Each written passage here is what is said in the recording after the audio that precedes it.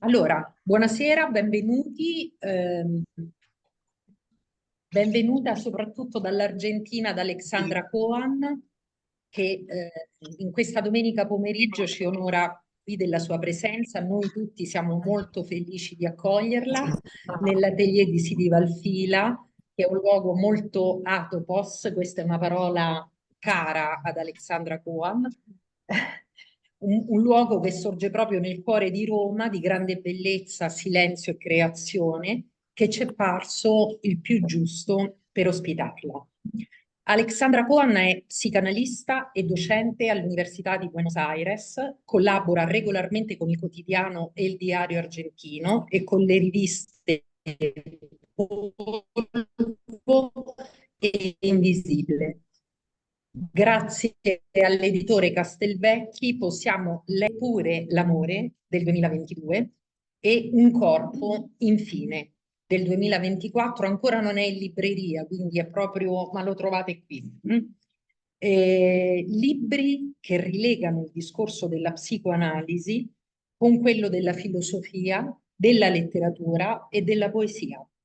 E sono libri che disegnano lo spazio delle nostre vite attraverso l'esperienza del desiderio, dell'amore e del godimento. Per godere della vita, ci dice la Cohen, occorre non perdere di vista la necessaria incompiutezza di ogni relazione d'amore. Anche Lacan lo diceva, i rapporti, diceva, sono cosa difficile perché sono attraversati da un limite, da un impossibile, attorno a cui però succedono delle cose. Cioè si aprono degli spazi che non sono solo di mancanza, ma anche di gioco e di invenzione. E infatti la Cohen esplora questi margini, elogia l'incerto, c'è proprio il suo libro, si chiama Eppure l'amore, elogio dell'incerto, e ci ricorda che il dire è una piega dell'amore, cioè gli amanti hanno le loro parole e questa singolarità del dire non bisogna mai perderla, non bisogna rinunciarci, non bisogna affidarla a degli slogan. Ora, da questa prospettiva, che è quella dell'incompiutezza e dell'incompletezza dell'amore, l'impossibile diventa un antidoto, lei ci dice, contro almeno due cose: contro le pretese dell'ideale, che nega la ricchezza dell'errore.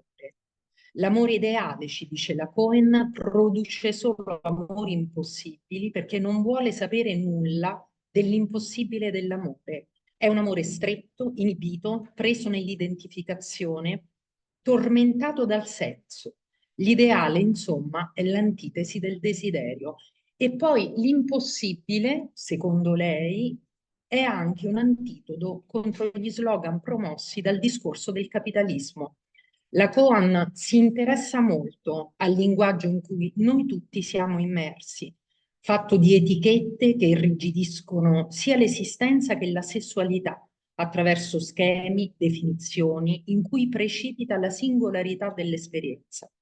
Se oggi l'amore è circondato da un igienismo inquietante, lei fa un'analisi molto bella di questo, la Coan al contrario ne fa un evento dalle venature erotiche, tinto di desiderio, le cui leggi contraddicono il discorso attuale che vuole appunto addomesticarlo, ridurlo a un sistema esatto di entrate e di uscite, un amore in cattività, privo di rischi, che proclama il bene come suo unico scopo, mentre l'amore di cui parla lei torna a essere un'esperienza interiore e un percorso di formazione.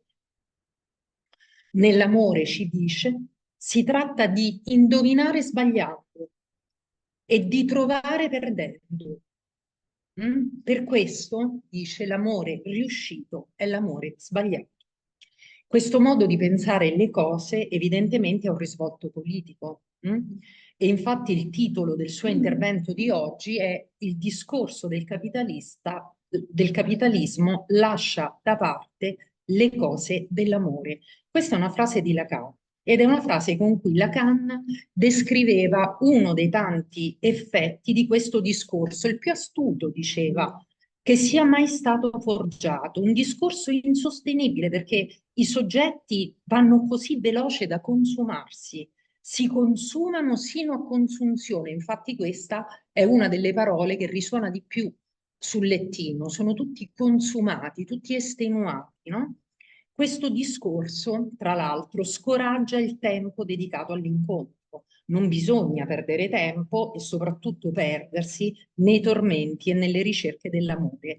A venire in primo piano, semmai, è il rapporto con gli oggetti, con i tanti oggetti che popolano le nostre vite e che volentieri prendono il posto di un partner, ad esempio. Lo si vede bene nella clinica delle dipendenze alimentari, nelle tossicomanie, nelle dipendenze da social o da videogiochi o anche nelle nuove melanconie che confinano tanti ragazzi al chiuso delle loro stanze. Adesso c'è un fenomeno quasi epidemico, i ragazzi non vanno più a scuola, considerano le loro imperfezioni improponibili, cioè come se essere imperfetti non permettesse di avere un posto nel mondo, si tagliano, questo è un altro sintomo molto attuale, riempiono appunto i loro vuoti con oggetti di ogni tipo. Questi oggetti prendono il posto di esseri umani. Mm? Ma si vede bene anche nelle vite quotidiane, perché in genere si passa molto più tempo a computer o con un telefonino piuttosto che a parlare con qualcuno. E infatti, vedete, il discorso analitico, Lacan considera il discorso del capitalista molto lontano da quello della psicanalisi, la prassi analitica consiste invece nel dare spazio alla parola di un altro, no? Quindi è proprio una logica completamente diversa. Lungo questa via, il discorso del capitalista sostituisce il desiderio con un imperativo a godere, che vuol dire che assimila il campo del desiderio a una domanda costruita in base alle necessità dell'offerta. Il desiderio si trova quindi cortocircuitato su domande di oggetti. Ci illudiamo che il nostro desiderio sia possedere delle cose, no? Oggetti e beni di consumo. Allora l'oggetto del desiderio, che è sempre indecifrabile, imprendibile, chi mai saprebbe dire davvero perché ama qualcuno o perché desidera qualcuno? Non lo sappiamo. Mm? Questo oggetto così enigmatico si trasforma invece in un oggetto di cui ci si crede padroni e che favorisce posture solitarie, che si affranca volentieri dal legame con l'altro. Per questo Lacan diceva che il discorso del capitalismo lascia da parte le cose dell'amore, perché l'amore invece si rivolge a un altro, esige la presenza di un altro, e del linguaggio. Allora, prima di lasciare la parola ad Alessandra Coan, desidero ringraziare molto innanzitutto Miriam Capaldo, non solo per il suo consueto apporto alla vita di Ali Roma, ma perché ha tessuto i fili del dialogo con Alexandra Coan. Ringrazio Cristina Guarnieri, che ritroviamo oggi nelle vesti di traduttrice dallo spagnolo. Ringrazio inoltre Michela Marino, Blanca Sofia Bresani, Diania Jerkov per la loro operosa partecipazione. Un grazie di cuore a Sidi Valfila che ci apre le porte di questo luogo, che ci offre un luogo. A lui il nostro grazie più grande. Lascio adesso la parola ad Alexandra Coan e poi ci ritroveremo dopo per la discussione. Grazie Alexandra. Bueno, aquella vez.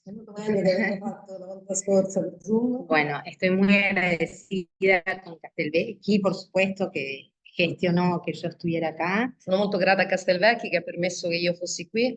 Y a Cristiana por haberme invitado a Roma y a todos los que vinieron también. E a Cristiana per avermi invitato ad Ali Roma e tutti quelli che sono venuti anche. Sí, estoy realmente, no es demagogia, muy contenta. Non è demagogia, sono veramente molto contenta. Creo que se nota. Cuando anuncié que venía acá, muchos colegas me comentaron, me dijeron, como Lacan en el discurso de Roma. Quando ho annunciato che venivo qui, molti colleghi hanno commentato come Lacan nel famoso discorso di Roma. ese discurso de Roma, para los que no saben, yo no lo había pensado, ¿no? Por supuesto, pero no por compararme con Lacan, nada que ver, ¿no? Allora, per quelli che non lo sapessero, il discorso di Roma, io ovviamente adesso non è che voglio compararmi alla Cannes. Sino porque decir discurso de Roma ya es también una palabra vacía. A veces decimos discurso de Roma y yo me olvido que Roma es Roma. Perché a volte quando diciamo discorso di Roma già è diventata una parola vuota e ci dimentichiamo che Roma è Roma. Y en ese discurso, además, Lacan dice que comienza su enseñanza. In questo discorso Lacan dice che comincia il suo insegnamento. Y después también pensé cosas que dice en la conferencia de Milán, que tampoco asocié, ¿no? Es una cosa que también se nos van vaciando las palabras. Sì, poi ho anche No. pensato a quello che Lacan diceva nel discorso di Milano e anche lì a un certo punto le parole quasi si svuotano, non hanno più senso. Sí, entonces uno se refiere a esos textos con esos títulos y se olvida que eso ocurrió en determinado momento histórico y en determinado lugar. Uno si riferisce a questi testi e spesso dimentica che questi discorsi sono stati tenuti in determinati momenti storici e in determinati luoghi.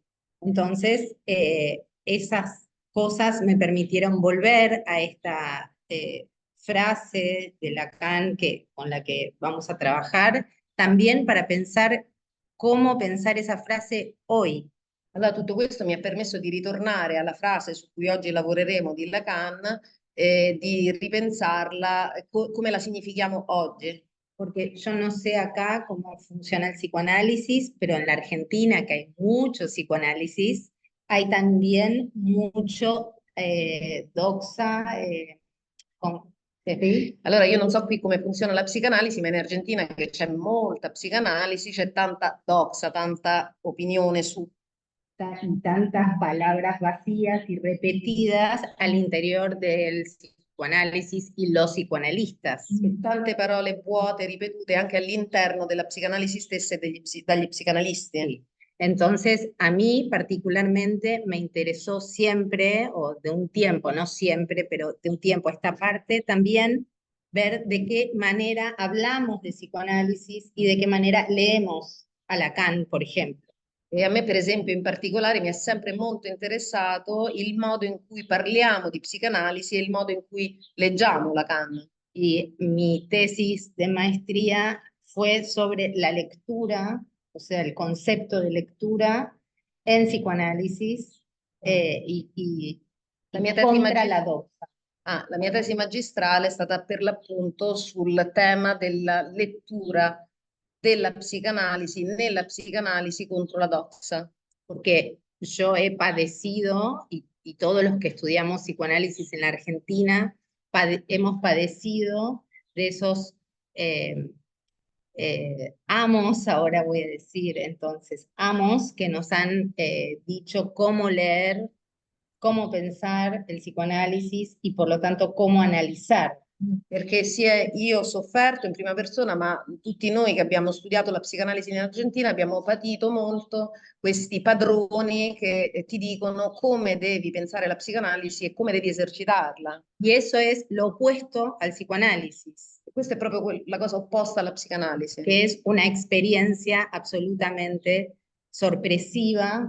È un'esperienza assolutamente sorprendente También en la lectura. anche nella lettura. Entonces, lectura y práctica del psicoanálisis comparten esa zona de justamente no saber anticipado. Quindi lettura La la pratica della psicanalisi condividono proprio questa zona di non sapere anticipato. Y eso es muy necesario para poder escuchar a los pacientes, sobre todo, no solo para leer, que sí, sino para escuchar. E questo è assolutamente necessario per ascoltare i pazienti, non solo per leggere, ma per ascoltarli. La práctica del psicoanálisis no está para nada separada de las maneras en que concebimos la lectura de cualquier cosa. La pratica della psicanalisi non è in alcun modo separata dal modo in cui noi concepiamo la lettura di qualunque cosa, De una ciudad, di una città, de un objeto, di un oggetto, de una película, di un film, de un libro. di un libro.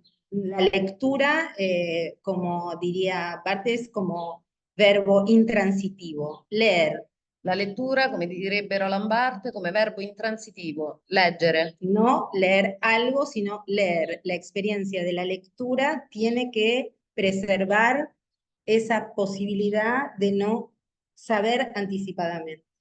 Leggere, non leggere qualcosa, leggere. Quindi la lettura come possibilità di non sapere anticipatamente. Porque la práctica del psicoanálisis es una práctica de la lectura, no es una práctica de la escucha, sino de la lectura en lo que se escucha. Perché la pratica della psicoanalisi è una pratica della lettura, non dell'ascolto, ma della lettura di ciò che si ascolta. Eso a mí me llevó muchos años, porque cuanto más joven es uno y más inexperto es uno, aunque ahora voy a hacer una aclaración de qué quiere decir inexperto. Questo mi ha richiesto alcuni anni, perché quanto più uno è giovane e inesperto, e fra poco vi spiego che intendo con inesperto, Se agarra entonces de un saber que cree necesario para escuchar. sì, si afferra, si aggrappa a un sapere che ritiene necessario per poter ascoltare. Y la experiencia analítica, que no es una experiencia acumulable, E l'esperienza analitica, che non è un'esperienza accumulabile, sino todo lo contrario, cada vez uno sabe menos, ma anzi tutto al contrario, succede che ogni volta si sa meno. es que en realidad uno creía que sabía antes, In realtà uno credeva di sapere prima, pero lo que uno hacía era repetir ma quello che uno faceva era semplicemente ripetere frases de Lacan en Buenos Aires. Lacan, hasta el taxista sabe Lacan. ripetere frasi di Lacan a Buenos Aires, finanche il tassista sa le frasi di Lacan a memoria. Entonces hay que ser muy cuidadoso para que esas frases, que muchas veces incluso están mal, porque están mal transmitidas, están mal traducidas, no funcionen como un impedimento. Quindi bisogna essere molto accorti affinché queste frasi, che a volte vengono anche mal interpretate, mal trasmesse, non funzionino da impedimento. Y por supuesto sabemos que el saber y el poder van juntos. Ovviamente sappiamo che sapere e potere vanno insieme, Entonces muchos profesores de la universidad se encargan de transmitir un saber como si ese saber fuera el saber del psicoanálisis. quindi molti docenti dell'università si incaricano di trasmettere un sapere come se questo fosse il sapere della psicoanalisi. Y no nos previenen de que eso no es la formación de un analista. E non ci avvertono che questa però non è la formazione di un analista.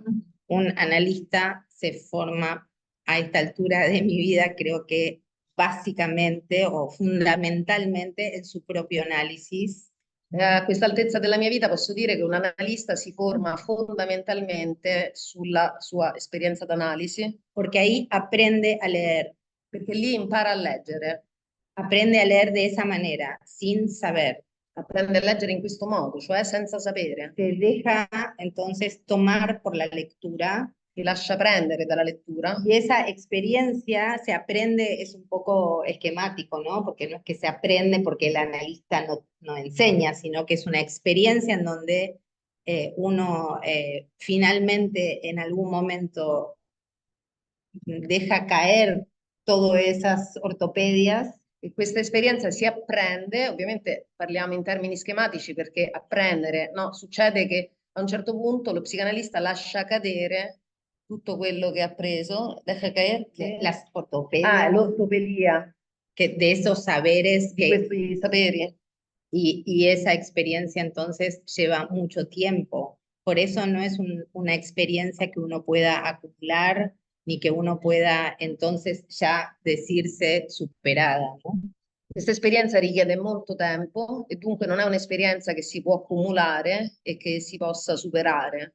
Por eso no tiene que ver ni con los años, con el tiempo cronológico, Quindi non ha nulla a che vedere con gli anni, con il tempo cronologico ni con ninguna especialidad.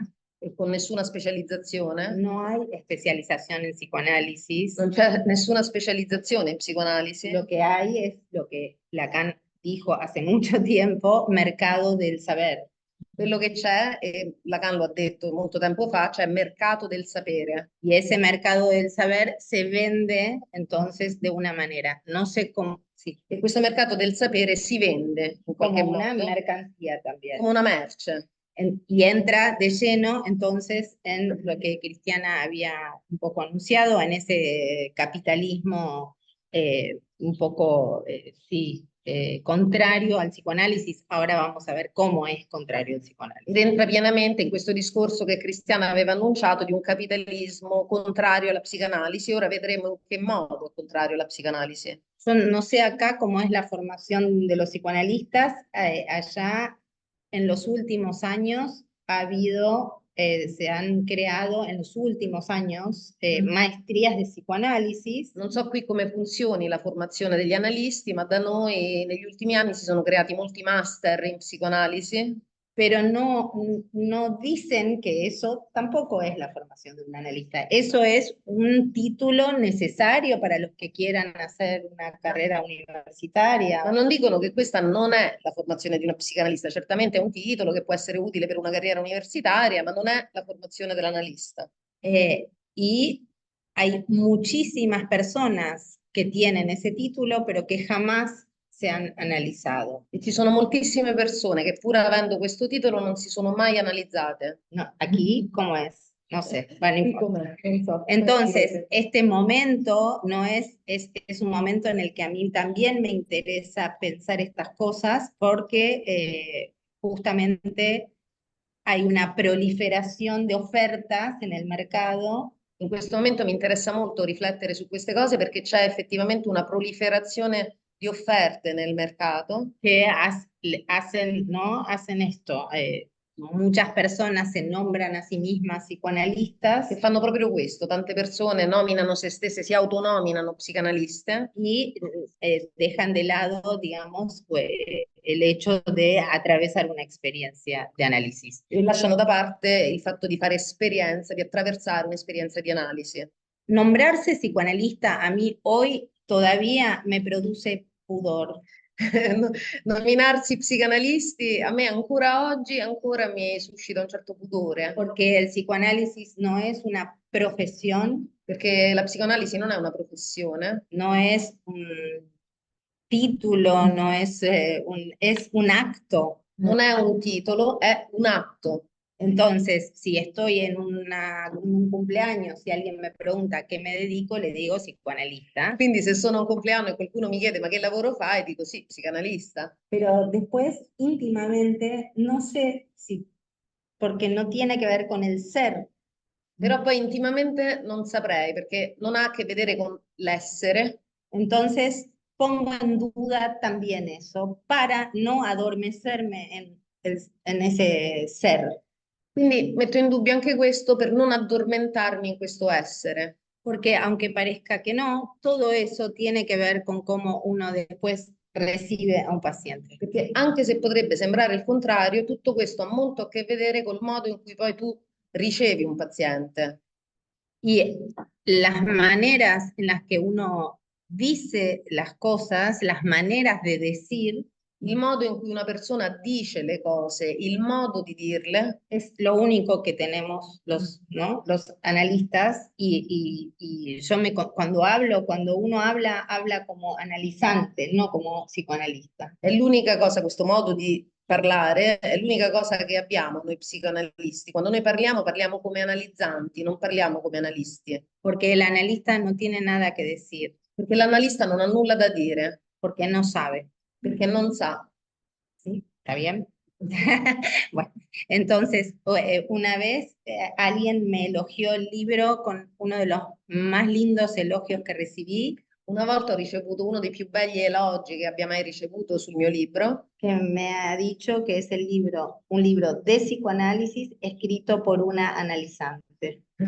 mi ha detto che è un libro di psicoanalisi scritto da un analizzante. Y Per ahí, chi non lo sapesse, analizzante è la parola con cui Lacan dice paziente, no? Cioè lo rende attivo, è analizzante. porque la única posibilidad de hablar y dirigirse al otro es si entonces uno está del lado del no saber.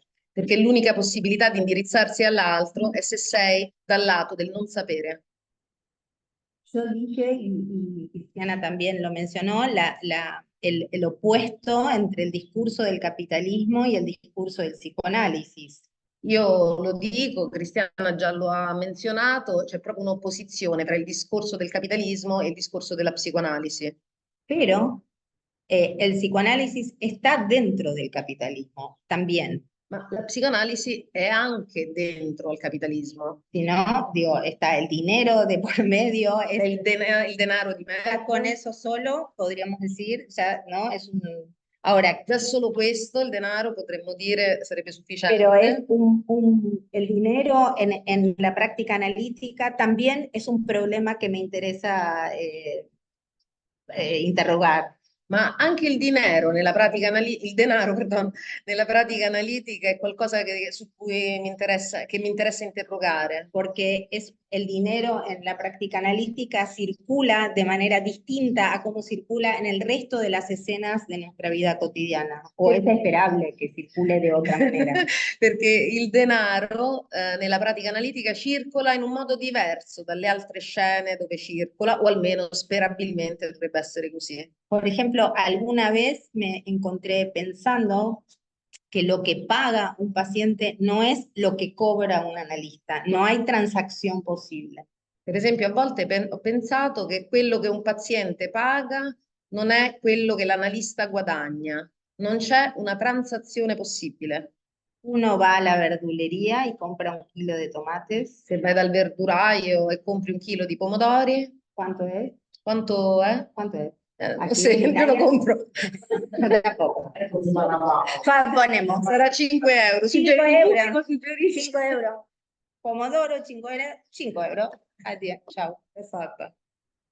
Pero cuando un paciente tiene que pagar, Ma quando un paziente deve pagare, empiezan los problemas, iniziano i problemi, no encuentra el dinero, non trova i soldi, no lo trajo, non li ha portati, empieza a dar explicaciones, ti dà delle spiegazioni, o lo trajo y lo deja arriba de la mesa, oppure li ha portati, te li mette sul tavolo. o lo cuenta y pide. En Argentina tenemos mucha inflación, entonces hay muchos billetes, muchos billetes. Oppure li conta e noi in Argentina abbiamo tantissima inflazione, quindi ha tantissimi pezzi di carta. Molto billetti, molto, parece que somos ricos. E sembra che siamo ricchi. Estamos así. Entonces, los pacientes, algunos dicen, contalo, varias veces. E quindi alcuni pazienti li contano, li ricontano molte volte. Te demanda a vos, a mí que lo cuente. Ah, chiedono all'analista di contarla? E dice contali. ¿Por qué? ¿Por qué?